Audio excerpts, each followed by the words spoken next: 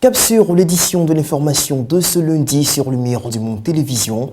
Voici les titres de ce journal. Déchaînement de violence au Niger contre des églises suite à l'apparition du dernier Charlie Hebdo. Ce week-end a été marqué dans le pays par une succession d'attaques contre des lieux de culte chrétiens qui ont fait au moins 5 morts et des dizaines de temples détruits. Le point en début de journal. Et pour en parler justement, nous serons en ligne avec le pasteur Kourao Abdulkader. Il est le président de l'Assemblée de Dieu du Niger et il nous livrera son témoignage sur les événements de ces derniers jours. Nous parlerons également du raid des insurgés de Boko Haram dans le nord du Cameroun. La secte islamiste a fait une descente meurtrière ce dimanche dans 2 localités de la zone de Tourou à la frontière avec le Nigeria. Au moins 60 personnes ont été enlevées. Mesdames, Messieurs, bonsoir. Je vous le disais à l'instant, les églises au Niger ont été littéralement saccagées ce week-end après la sortie du dernier numéro de Charlie Hebdo. Des milliers de personnes qui manifestaient dans la capitale Niamey et dans la ville de Zinder au sud du pays ont attaqué des lieux de culte chrétiens en guise de réponse à la caricature du prophète Mahomet publiée à la une de l'hebdomadaire satirique français Charlie Hebdo. Le bilan humain est lourd, au moins 5 tués dont un policier et des dizaines d'églises détruites. Le reportage. Dans les rues de la capitale nigérienne, les églises sont devenues des cibles. Au moins 7 lieux de culte chrétien ont été incendiés. Le feu, une arme pour ces manifestants hostiles à la dernière une de Charlie Hebdo. Ils s'en sont pris aussi à plusieurs bars ou restaurants de la ville. C'est un rassemblement organisé ce matin près de la grande mosquée, malgré l'interdiction des autorités, qui a dégénéré. Ils ont offensé notre prophète Mahomet et nous sommes mécontents. Nous avons demandé aux fidèles de venir pour que l'on puisse expliquer notre point de vue, mais l'État refuse. C'est pour ça que nous sommes en colère aujourd'hui. L'État nigérien qui peine à maîtriser la situation, ce 4x4 de la police a été incendié. Abat les Français, abat Charlie, Allah Akbar. Certains manifestants sont venus armés de pierres qu'ils jettent sur les forces de l'ordre. Ils s'en prennent aussi aux intérêts français.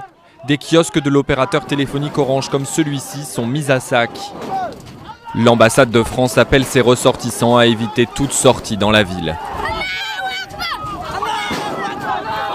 Le gouvernement nigérien a par ailleurs interdit ce dimanche une marche de l'opposition dans les rues de Niamey. Selon les raisons avancées par les autorités, le climat de tension qui prévaut actuellement dans le pays suite aux manifestations contre la publication du dernier Charlie Hebdo fait craindre un débordement de la situation. Mais pour les opposants, il s'agissait de marcher pour dénoncer la mauvaise gouvernance. Les précisions dans cet élément. Les autorités de Niamey avaient interdit la manifestation. Réponse de l'opposition, le regroupement était prévu de longue date. Quelques centaines de personnes sont donc venues en plein centre de la ville pour dénoncer la mauvaise gouvernance dans leur pays. Et la police a joué son rôle, dispersion à coups de grenades lacrymogènes et salves d'arrestation. Les manifestants dénoncent cette action policière. Pourquoi nous, on va nous empêcher de marcher? Nous, on n'a pas dit qu'on va aller brûler ou bien on va aller casser quelqu'un. C'est seulement pour nous marcher, savoir, le monde entier va savoir qu'est-ce qui se passe. Ce qui se passe aujourd'hui, aucun régime au Niger ne l'a fait. Aucun. Alors nous pensons que c'est la voie ouverte au grand désordre dans le pays. Parce que nous n'accepterons jamais de continuer de subir ce qu'on est en train de nous faire subir. Les autorités tentent de s'expliquer. Pour elles, la manifestation meurtrière anti-Charlie Hebdo de samedi justifie l'interdiction. Il y a eu des circonstances conjoncturelles qui sont intervenues le samedi que ni eux ni nous n'avions pas prévues.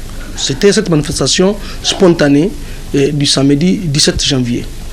Une manifestation qui a quand même fait beaucoup de dégâts, même des pertes en vie humaine. Le climat politique se tend au Niger. Le président Issoufou est de plus en plus contesté par son opposition, bien sûr, et par la rue tout court, car sa présence en France lors de la marche dimanche dernier est mal passée dans son pays. Et nous allons donc, comme annoncé dans les titres, recueillir les témoignages du pasteur Kourao Abdulkader, président de l'Assemblée de Dieu du Niger, qui revient sur les événements de ce week-end qui ont vu la destruction de 16 églises de sa communauté dans le pays. On y va pour l'entretien. Pasteur, bonjour. Bonjour. Alors, comment est-ce que vous avez vécu les événements de ces derniers jours? Bon, vraiment, le Seigneur nous a gardés. Nous bénissons le Seigneur pour sa main puissante. Nous bénissons le Seigneur aussi pour la prière de nos frères et de nos sœurs de toutes les nations. Les prières qui sont montées vers Dieu, en tout cas, ont été exaucées. Aucune vie chrétienne n'est regrettée aujourd'hui. Aucun blessé. Nous bénissons le Seigneur pour cela. On a eu quand même beaucoup de crainte, beaucoup de peur.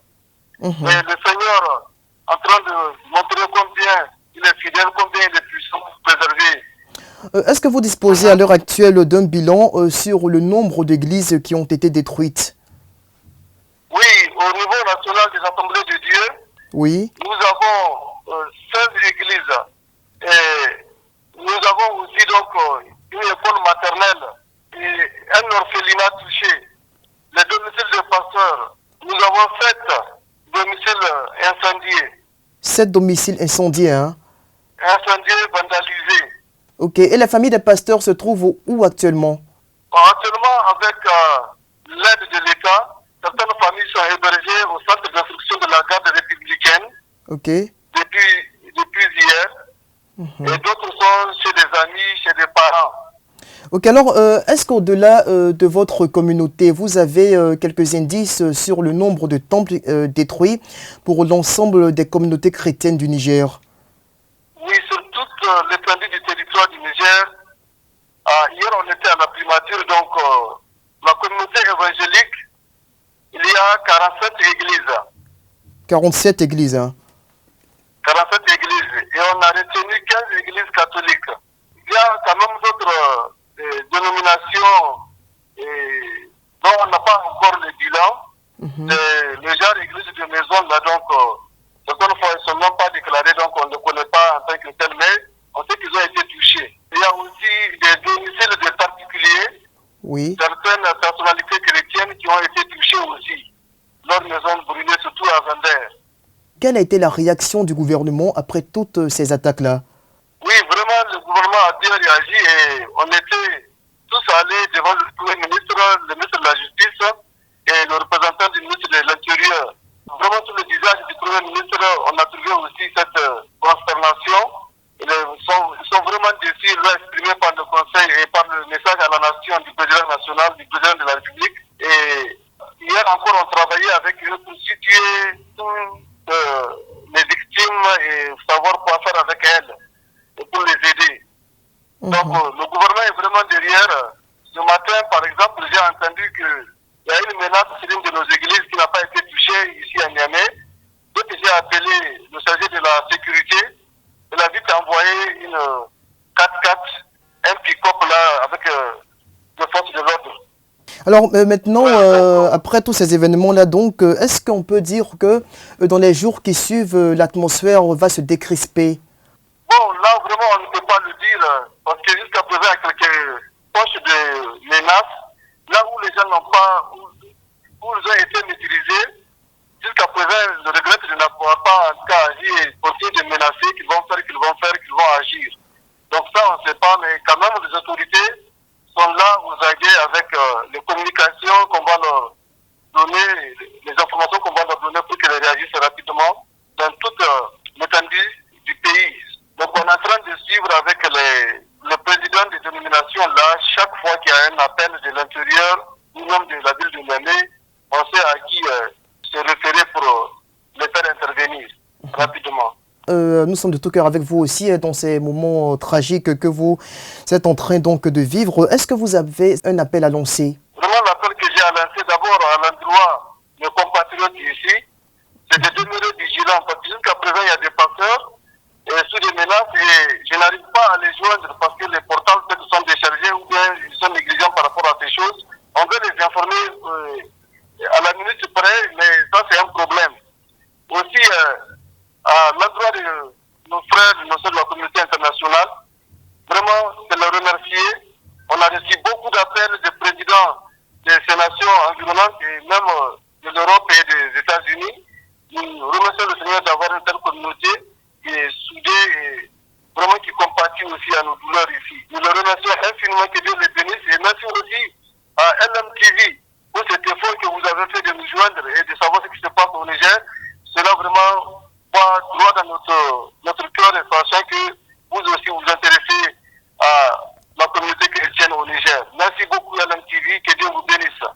Merci également à vous, pasteur. Et alors que ce numéro très controversé de Charlie Hebdo déclenche la colère dans les pays arabo-musulmans, quitte à avoir des répercussions sur l'Église, là-bas en France c'est tout le contraire. La passion que suscite le numéro des survivants de l'hebdomadaire satirique ne faiblit pas au point d'amener certains individus à commettre des vols. 200 exemplaires du journal ont été dérobés dans le village d'Amplepuis, en plein cœur de l'Hexagone. Dans le petit village d'Amplepuis, on ne parle que de ça. 200 exemplaires de Charlie Hebdo ont été dérobés vendredi matin dans cette maison de la presse lors de la livraison de l'hebdo satirique. De mémoire de buraliste, c'est la première fois qu'Éric François est victime d'un tel incident. C'est lors d'un va-et-vient entre deux manutentions qu'une balle complète de 200 Charlie Hebdo nous a été dérobée. Bon, il faut dire qu'une balle de 200 Charlie Hebdo, c'est pas volumineux non plus, c'est pas lourd non plus, donc c'était assez simple et rapide à faire. Pour les clients, seul l'intérêt pécuniaire a motivé les voleurs à commettre un tel acte. Depuis la sortie du nouveau numéro de Charlie Hebdo, certaines personnes n'hésitent pas en effet à revendre des exemplaires jusqu'à plusieurs centaines d'euros sur Internet. À mon avis, c'est pour les revendre au marché noir. Hein. Voilà, hein. Mais bon, ils vont pas le faire dans la région, je pense. Hein. Voilà. C'est un manque de respect envers tout le monde, envers tous les citoyens, envers tout le monde. Il y a une très très grande demande. Les gens qui ont fait ça, ils vont les revendre au black sur Internet, machin, à beaucoup plus cher. Et les gens qui en veulent vraiment, ils vont pas hésiter de les racheter. Si pour le moment aucune plainte n'a été déposée, des investigations sont en revanche actuellement en cours. Le buraliste s'est quant à lui juré d'être beaucoup plus vigilant lors de la prochaine livraison lundi matin. L'organisation islamiste Boko Haram s'est encore illustrée hier dimanche dans l'enlèvement d'au moins 60 personnes dans la zone de Tourou, dans l'extrême nord du Cameroun. Les insurgents ont pris d'assaut 2 villages tôt dans la matinée d'hier, alors que les forces de sécurité présentes dans les environs ont battu en retraite, permettant ainsi aux assaillants de procéder à cette prise d'otages massive et de faire plusieurs tués, selon des témoignages sur place. Boko Haram a mené dimanche un nouveau raid meurtrier dans l'extrême nord du Cameroun, enlevant une 60aine de personnes, dont une majorité de femmes et d'enfants. Après avoir mis le feu à 2 villages, les combattants islamistes ont ensuite pris la route du Nigeria. Leurs incursions dans cette zone étant récurrentes, beaucoup d'habitants et la plupart des policiers en poste près de la frontière nigériane ont fui plus à l'intérieur des terres. Ce raid survient alors que le Tchad voisin a commencé à déployer des troupes au Cameroun pour combattre les islamistes. Samedi, un convoi de 400 véhicules militaires est entré dans le pays. N'Djamena a lancé un appel à tous les pays du continent pour former une coalition africaine contre Boko Haram.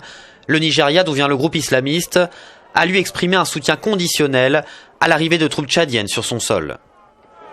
Dans l'optique de la lutte contre Boko Haram, justement, le Tchad a envoyé des troupes au Cameroun en vue d'aider ce pays frontalier à mettre fin aux incursions des islamistes sur son sol.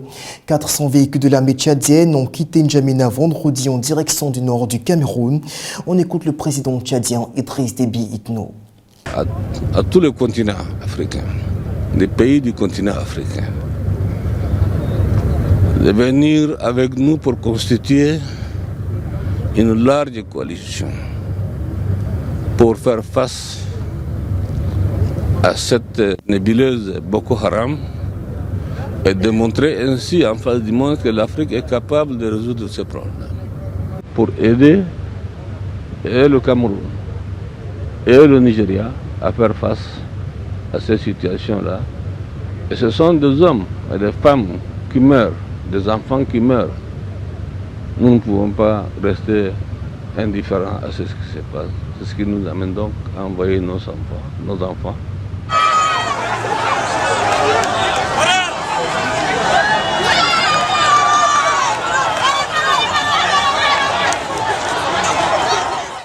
Il n'y a pas que les initiatives militaires contre Boko Haram. En France également, les Africains se sont mobilisés ce dimanche sur la place Trocadéro de Paris pour dénoncer les actes de barbarie commis par la secte et appeler à une réponse internationale forte contre la secte islamiste Boko Haram. J'ai un proche, très proche à moi, mon cousin maternel qui a été massacré, tué et égorgé par les extrémistes Boko Haram le 2 janvier dernier quand ils ont attaqué un village au nord du Nigeria dans la zone du lac Tchad à Baga. Donc ils sont arrivés, ils ont massacré les gens du village, dont mon cousin et 3 de ses enfants. Donc ils l'ont, je peux le dire, ils l'ont égorgé comme un animal. Ils l'ont passé le couteau au cou avec 3 de ses enfants qui avaient moins de 10 ans. Et ils ont massacré plus d'une centaine de personnes dans le village. Et ils ont enlevé toutes les femmes pour aller faire d'elles des esclaves sexuels. On a minimisé en fait la force de frappe de cette secte et on s'est rendu compte qu'au fil des années, elle a élargi son champ d'intervention. Parce que maintenant, l'objectif de cette secte, ce n'est plus l'éducation occidentale, mais c'est l'Occident en elle-même. C'est-à-dire que maintenant, elle veut mettre en place un État islamique au Nigeria, ce qui serait catastrophique. Parce que le Nigeria, c'est le poumon de l'Afrique. Les services de renseignement nigérians ne font pas leur travail, ne font pas leur boulot. Et eux aussi, le problème du Nigeria, en fait, c'est la corruption. C'est-à-dire qu'au sein du gouvernement, il y a des gens qui sont pour Boko Haram, qui financent Boko Haram. Boko Haram, aujourd'hui, est financé par l'AQMI, par le Daesh, par la vente de drogue, mais aussi par des gens de l'État nigérian. C'est ça le problème. Or, malheureusement, on ne sait pas qui est qui. Même dans l'État, dans le gouvernement nigérian, on ne sait pas qui est qui. Et ça, c'est un problème. Sans religion, sans couleur, en Afrique. Dans l'actualité au Proche-Orient, l'armée israélienne a mené plusieurs raids ce dimanche dans la ville de Quneitra, au sud de la Syrie, contre des positions du Hezbollah. L'un des nombreux 6 morts parmi les membres du mouvement chiite, dont le commandant militaire de l'organisation est le fils de l'ancien chef militaire, Imad Moughnieh. C'est un coup dur pour le Hezbollah. Au moins 6 membres du mouvement chiite ont été tués par les frappes israéliennes. Parmi eux, le commandant militaire Mohamed Issa, mais aussi Imad Moughnieh, le fils d'un ancien commandant assassiné en 2008. On le voit ici aux funérailles de son père. Il avait alors 16 ans. Confirmé par Israël, le raid s'est produit dans la partie syrienne du Golan. La zone est partagée avec une autre partie occupée par Israël. Des incidents y ont lieu régulièrement. Cette attaque survient quelques jours après des déclarations du chef du Hezbollah. Hassan Nasrallah avait menacé jeudi de riposter aux raids israéliens. Il avait annoncé pour la première fois que son parti possédait depuis 2006 des missiles iraniens pouvant atteindre tout le territoire israélien. Si les Israéliens s'imaginent que la résistance est affaiblie ou diminuée, ou que nos entraînements ou nos capacités sont compromis, ils se trompent complètement. Et ils vont voir de quoi nous sommes capables. Alors que les rebelles et l'armée syrienne s'affrontent près de la ligne de démarcation du plateau du Golan, des obus tombent régulièrement sur le territoire occupé par Israël. L'État hébreu a riposté à de nombreuses reprises ces derniers mois en visant des bases militaires syriennes ou des convois d'armes du Hezbollah. Ce nouveau raid pourrait faire monter la tension. Depuis dimanche, les casques bleus présents dans la région ont renforcé leur patrouille à la frontière entre le Liban et Israël. Quelques nouvelles à présent du front en Ukraine avec ces violents affrontements qui ont opposé ce week-end les troupes de Kiev aux séparatistes du Donbass autour de l'aéroport de Donetsk dans l'est du pays. L'armée a annoncé hier avoir repris le contrôle de l'aéroport qui demeure la seule zone encore tenue par les soldats de Kiev dans la région du Donbass. Le point dans cet élément. L'armée ukrainienne a jeté ses chars dans la bataille pour le contrôle de l'aéroport de Donetsk dans l'est du pays. Elle affirme avoir ainsi repoussé l'offensive des rebelles pro-russes après 2 jours de violents combats. Les séparatistes affirmaient ce week-end contrôler totalement le terminal civil, ces images à l'appui. L'aéroport est la dernière position tenue par l'armée ukrainienne dans la région du Donbass.